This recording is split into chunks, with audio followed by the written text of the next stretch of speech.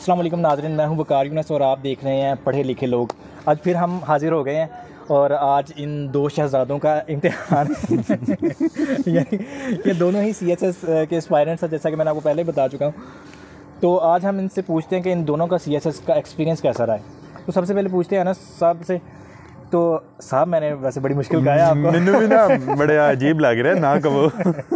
अच्छा यार, आप मुझे ये बताएं कि CSS ये जो ना जो कह रहे हैं कि बड़ा ही ना खौफनाक चीज़ है। स्टूडेंट्स में ना इसके मतलब बड़ा खौफ पाया जाता है कि यार इसकी जो फेलियर की रेशो बहुत ज़्यादा है, पास होने की रेशो बहुत कम है और इतनी ज़्यादा मेहनत करनी पड़ती है। वो आप बताएं कि इन सारी चीज़ों के बावजूद आपने CSS को सिलेक्ट क्यों किया? CSS में आने की वजह क्या है सर? GC से BS मैथ कर लिया। अब जब मैथ कर लिया ना, मेरी मुकम्मल डिग्री होगी, तब तक मुझे पता भी नहीं था शायद कि CSS होता क्या है। ये 2021 अगस्त में डिग्री मुकम्मल हुई, मुझे नहीं पता था कि CSS। अब डिग्री मुकम्मल हुई है। ये साबरी साहब की थोड़ी साथ उठना बैठना था, इनकी बातचीत होती रहती, तो ये थोड़ा सा पहले से इनका था कि यार मैंने इस फील्ड में जाना है। तो इन्होंने कहा यार तुम क्यों नहीं कर लेते हो ना, तुम भी आओ इस फील्ड में। मैंने कहा अच्छा, कहते यार बड़ा आपको फंसाने वाला ये बिल्कुल ये कह लो कि ये पॉजिटिव मोटिवेशन या नेगेटिव मोटिवेशन ये तो अब नेक्स्ट पता चलेगा। लेकिन इनके कहने पे जनाब मैंने कहा चले ट्राई करते हैं। आपके कहने पर मैंने पॉलिटिकल साइंस 6000 से साहब ये पता नहीं फवाद खगे तो इंप्रेस हो गए। इन्हें डिग्री कंप्लीट करने तो बाद ना जैसे ਇਹਦਾ BS मैथमेटिक्स कंप्लीट होया ਤੇ ਮੇਰਾ ਕੈਮਿਸਟਰੀ अच्छा ਅਸੀਂ ਹੁਣ ਇਸਲਾਮਾਬਾਦ ਤੋਂ ਆਏ ਆ ਤੇ ਇਹਨੂੰ ਪਤਾ ਨਹੀਂ ਕਿੱਥੋਂ ਸ਼ੌਕ ਚੜਿਆ। अच्छा ਇਹ ਕਹਿੰਦਾ ਜੀ MA ਪੋਲੀਟੀਕਲ ਸਾਇੰਸ ਕਰ ਲਿਓ। ਅੱਛਾ ਇਹਨੇ ਆਪਣਾ ਤਾਂ ਐਡਮਿਸ਼ਨ ਭੇਜਿਆ, ਨਾਲ ਮੇਰਾ ਵੀ ਭੇਜਿਆ ਸਬਲ। अच्छा ਹੁਣ ਅਸੀਂ ਕਿਸੇ ਨੂੰ ਮੇਰੇ ਕੋਲ ਪੁੱਛੇ ਨਾ ਯਾਰ ਅੱਛਾ ਕੈਮਿਸਟਰੀ ਪੜ੍ਹਨ ਤੋਂ ਬਾਅਦ ਹੁਣ ਕੀ ਕੀਤਾ, पॉलिटिकल साइंस मैं ਜਦੋਂ ਦੱਸਦਾ ਨਾ ਕਿ ਯਾਰ ਹੁਣ ਪੋਲੀਟੀਕਲ ਸਾਇੰਸ ਤਾਂ ਉਹ ਉਹਨਾਂ ਦਾ ਹਾਸਾ ਨਿਕਲ ਜਾਂਦਾ। ये क्या चीज़ है। तो खैर सर, मैं उधर मैंने सर को बोला, मैंने कहा सर मुझे नहीं पता कि मैं, क्योंकि फैमिली में पढ़ा लिखा था नहीं, मुझे नहीं पता कि इन सारी फील्ड में मैं कैसे आता होगा। तो CSS का भी इवन यही है कि मुझे नहीं पता था कि मैं किस लिए जा रहा हूँ, क्यों जा रहा हूँ। ये तो बाद में फिर चीज़ें माइंड में आ जाती हैं कि ताकत है आपके लिए, सारी अपॉर्चुनिटीज़ हैं, ये वो सारी चीज़ें हैं। लेकिन जो मेन मेरे जाने का था ना, वो मुझे नहीं पता था कि मैं किस लिए जा रहा हूँ। बस ये था कि यार कुछ करने के लिए है, थोड़ा सा करते हैं, थोड़ा सा नॉलेज वाइज भी इसमें आपको बहुत डिफरेंट जाना पड़ता है, डिफरेंट एंगल से, तो स्कोप ज़्यादा है। तो इस वजह से मेरा जो मेन है ना, वो मैं इस वजह से गया हूँ CSS के लिए तैयारी के लिए। क्या जा रहे थे कुछ सीखने को ज़्यादा अच्छा? अच्छा बिल्कुल, यही मेन समझ लें। तो लोगों का ये होता है ना कि यार हम अच्छी पोस्ट पर जाएंगे सर। तो ये जो चीज़ें हैं ना, पोस्ट अच्छी, ताकत, पैसा, ये तो ऑब्वियस कंडीशन होती है। ये तो आपकी हर बंदे की ये कहेगा कि वो उसकी प्रायोरिटीज हैं। तो ये तो चीज़ें कॉमन है ना, तो ये इन्होंने कह लो कि ये तो ऑब्वियस कंडीशन पक्कियां है ही है ना। इसके अलावा मतलब जो कह लो ना था कि आपको कोई नॉलेज मिल जाए, दूसरी डिग्री में नहीं मिल सका। अच्छा, तो फिर मिला वो नॉलेज? जी अल्हम्दुलिल्लाह, बहुत ज़्यादा। अच्छा, बहुत यार, ये वैसे वाकई मैंने भी ये चीज़ नोट की है कि वो जो CSS करने वाला बंदा ना, उसकी शख्सियत में ना आपको एक अलग ही रंग नज़र आता है। जी सर। जिस तरह वो मैंने आपको, हमारी एक मैम ने हमें कहा था ना कि आप जिस रास्ते से गुजरो ना CSS कर रहे हो, तो आपको तो वो हर गली के बोर्ड नुक्कड़ पर जो बोर्ड लगा ना, उसके भी रंग याद होने चाहिए। ऑब्जर्वेशन स्ट्रॉन्ग हो जाती है और हर चीज़ का यानी कि ना मुताला आपका बड़ा स्ट्रॉन्ग हो जाता है। एक जिस तरह के ग्रेजुएशन चाहे साइंस एनालाइज करना शुरू कर देते हैं, आपके एनालिटिकल रीजनिंग बढ़ जाती है, ये सारी चीजें। वो स्टैमिना नहीं होता स्टूडेंट्स का कि कितनी देर पढ़ेंगे आप, लेकिन CSS में आपका स्टैमिना बढ़ जाता है कि आपने कितनी देर बैठकर पढ़ सकते हैं। जी बिल्कुल, ये सारी चीज़ें। हाँ बिल्कुल। और साबरी साहब, अच्छा आप बताएं जी, आप तो माशाल्लाह फर्स्ट अटैम्प्ट दे चुके हैं साबरी साहब, तो आपका एक्सपीरियंस कैसा रहा है अब तक CSS का? क्या खोया अब तक और क्या पाया? सबसे पहले वही जो पहला अनस भाई से आपका सवाल था कि आप क्यों आए, मैं उस पर थोड़ा सा 1 मिनट बताऊंगा, ज़्यादा नहीं। जी। अनस भाई ने बहुत तफसील बता दिया, बाकी अगली बात बताऊंगा। पहली बात, मैं क्यों इस फील्ड में आया, इसका आंसर जस्ट सर 2 पॉइंट्स हैं। पहला पॉइंट्स के पाकिस्तान में 2 शोबे चल रहे हैं, एक टेक्नोक्रेसी, इसमें आ जाते हैं हमारे डॉक्टर हजरात, लॉयर्स हजरात और इंजीनियर्स हजरात, SDOs, सो कॉल्ड SDOs। इनको तो लाया नहीं ना SDO, इसलिए आपने सो कॉल्ड कहना है।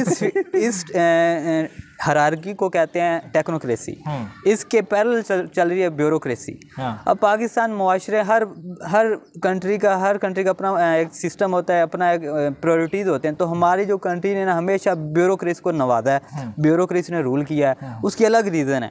तो यानी हाईली प्रिविलेज्ड ये जो इदारा है वो है ब्यूरोक्रेसी। अब ब्यूरोक्रेसी और पेरेंट्स हमेशा वही चाहते हैं कि जो हाईली प्रिविलेज पोस्ट हो उधर हमारे बच्चे जाएं। तो अब आते हैं आपके अगले सवाल, क्या खोया क्या पाया। सर ये फील्ड ऐसी है, इसमें खोना कुछ नहीं होता, पाना ही होता है। इसकी पाते ही हैं बस। हाँ, इस बड़े जुमले दावे का मैं दलील यूँ दूंगा कि इस फील्ड में बंदा ग्रेजुएशन करके आता है, ये पूरी पूरी दुनिया 12 सब्जेक्ट्स में आपने महारत हासिल करके अपने पेपर देने होते हैं, और भी बहुत कुछ पढ़ना होता है, करंट अफेयर पूरी दुनिया का पढ़ना होता है। जब आप अगर फेल हों या अगर पास हो जाए तो अच्छी बात, अगर फेल भी हो जाएं तो आपका वर्ल्ड व्यू इतना ऐसा बन जाता है कि आप फिर जिस मर्जी फील्ड में जाएँ तो आपको अपने आप यूनिक होंगे दूसरों के साथ। हाँ, एक बात बड़ी ज़रूरी मैं कहता चलूँ कि मेरी तैयारी के दौरान जब मेरा था परसेप्शन वो थी कि 50% मेहनत जिस CSS में मैटर करती है, 50% लक मैटर करती है। लेकिन इस 2022 के रिज़ल्ट के बाद अब मैं थोड़ा सा ये शिफ्ट आ गया मेरे परसेप्शन में, 80% आपकी लक, 20% मेहनत। यानी कुछ ऐसे बहुत केसेस हैं कि जिनकी अच्छी तैयारी है, अच्छी एवेल्युएशन है, अच्छा मॉक है, वो रह गए। लक से मुझे याद आया कि जब ये एग्जाम देकर आए इनका मैं कौन से कितने परसेंट, सबसे पहले था मैं टॉप 20 पे, टॉप 20 जनाब, मैं टॉप 20 में आऊंगा। उसके बाद कुछ दिन गुजरे, ये भी दसो ना कि ने क्या मेरा नंबर सेव करते ना लिख CSP ना ले, वो भी हाँ जो मैंने क्या ना नंबर मैं क्या दे अपना नंबर देख कहता अहमद CSP लिखाया। उस तो बाद कहता मैं टॉप 20 च आना इंशाल्लाह। टॉप कुछ दिन बाद किन्ने च आ गया, 40 च आ गया, 40 तो बाद आ गया 80 च। आहिस्ता फिर मोरल डाउन हो गया जी, बहुत है, उन्होंने फिर बाहर ही काट छोड़ा। सर इन शॉर्ट के डीमोरलाइजेशन आवाम हो जाती है, मैं नहीं हो रहा, मैंने सीखा है। हाँ, मैंने अपने फेलियर से बहुत सीखा है। अब मैं इंशाल्लाह जो मेरे वीक पॉइंट से जो ऐसे था उस पर अब मैंने सारा फोकस उस पर करना है। उसके 1-2 मेंटोर मैंने ढूंढ भी लिए हैं, अब इंशाल्लाह अब उनके पीछे लग जाना है। अच्छा, आपने जिस तरह के आपने खुद तैयारी की है और अनस भाई ने नोवा से तैयारी की है, तो जिस तरह भी आप कह रहे हैं कि मैंने अब मेंटोर ढूंढे, और क्या फ़र्क पड़ता है, कितना इम्पैक्ट होता है कि आप खुद सेल्फ स्टडी का? इसका सर मैंने इन शॉर्ट कि जिसको CSS को पता ना, जिसने इस पे वर्क किया हुआ है। अब जिस मैं बता रहा था, मैंने 4-6 सेमेस्टर से ऑनलाइन में इस फील्ड में घुस गया था, लोगों के व्यू सुन रहा था, CSP के इंटरव्यू सुन रहा था, मुझे पता था CSS गेम क्या है, प्रॉपर चैनल का पता था। और फिर मैंने एक जिक्र किया extra knowledge, self background knowledge वो था। इसकी वजह से मेरा थोड़ा कॉन्फिडेंस आ कि मैं घर बैठ के पढ़ सकता हूँ। गलती मैंने बस की सब्जेक्ट सिलेक्शन में, और थोड़ा FPSC के रूल एंड रेगुलेशन का अंदाज़ा नहीं था, बस ये 2 फॉल्ट। अदरवाइज आप बताएं कि आपको क्या सीखने को मिला है एकेडमी ज्वाइन करके? सर मैं साबरी साहब की बात जो अभी इन्होंने किया है ना उसको आगे कंटिन्यू करूँगा। इन्होंने कहा अब देखिए ये 4-5वें सेमेस्टर से ये लग पड़े थे CSS के पीछे, फिर उन्होंने 8 सेमेस्टर हुए तो फिर इन्होंने आगे मुकम्मल। अब मेरा सीन थोड़ा सा उलट था, मेरी डिग्री कंप्लीट हुई उसके बाद मुझे नहीं पता था कि मैंने CSS में जाना है। अचानक मैंने पहले बताया कि इनकी थोड़ी बहुत मोटिवेशन हुई तो मैंने कहा चले यार CSS करते हैं। तो अब ये 2 डिफरेंट किस्म के माइंड्स हैं। एक बंदा वो है कि जो जनाब 3-4 साल पहले मतलब अपना BS के जो सब्जेक्ट है वो इस लिहाज से चूज़ करता है, या अपनी यूनिवर्सिटी की जो एजुकेशन है उसके अंदर ही इन चीज़ों को अपने साथ साथ लेके चलना शुरू कर देता है। माइंडसेट पहले बना हो, पहले भी उसके लिए ज़रूरी नहीं है कि वो एकेडमी ज्वाइन करे या ना करे। उसके इस लेवल तक जब उसकी यूनिवर्सिटी में डिग्री कंप्लीट होती है ना, तो वो खुद अपने आप को इतना इवेल्युएट कर चुका होता है कि उसको बेहतर पता होता है कि यार मैं एकेडमी जाऊँ या ना जाऊँ। तो इसके ऑपोजिट अगर एक नया बंदा है जिसने पहली दफ़ा ही जाके जनाब कूदना है ना, उसके लिए बड़ा ज़रूरी है मेरे ख्याल से एकेडमी ज्वाइन करना। अब यहाँ पे मैं अगर सबसे पहले ये क्लियर करूँ कि हम किसी एकेडमी की कोई प्रमोशन वगैरह नहीं कर रहे तो मैं बेसिकली अपना स्पॉन्सर नहीं किया हुआ, तो मैं बेसिकली अपना पॉइंट ऑफ व्यू बता रहा हूँ। आप इससे एग्री भी कर सकते हैं, डिसएग्री भी कर सकते हैं। पॉइंट ऑफ व्यू ये है कि जो नया बंदा है उसको एकेडमी ज्वाइन लाजमी करनी चाहिए। अब आगे आता है कौन सी एकेडमी ज्वाइन करनी चाहिए। सर यकीन करें बड़े मैंने छानबीन किया, बड़े लोगों से पूछा ये वो फलां एकेडमी। अगर तो आप जा सकते हैं ना लाहौर, फिर आप वर्टाइन जाएं। अच्छा, अगर आप इस्लामाबाद जा सकते हैं फिर नोवा जाएं। अगर आपके पास दोनों ऑप्शन हो तो फिर आप लाजमी नोवा इस्लामाबाद जाएं, वो बेस्ट है। वहाँ पे सर मैं, एक होता है कि सुनी सुनाई बातें हैं, मैं प्रैक्टिकल अपना वहाँ पे एक्सपीरियंस कर चुका हूँ। जितना वहाँ पे ऑफिसर्स हैं और जितना उनके जो टीचर्स हैं ना, मेन टीचर्स ही होते हैं, बाकी कोई नहीं होता, सारा बाकी अपनी मेहनत होती है। तो उनके जो टीचर्स है, उनका जो वो सारा सिस्टम है ना, वो बड़ा ज़बरदस्त है।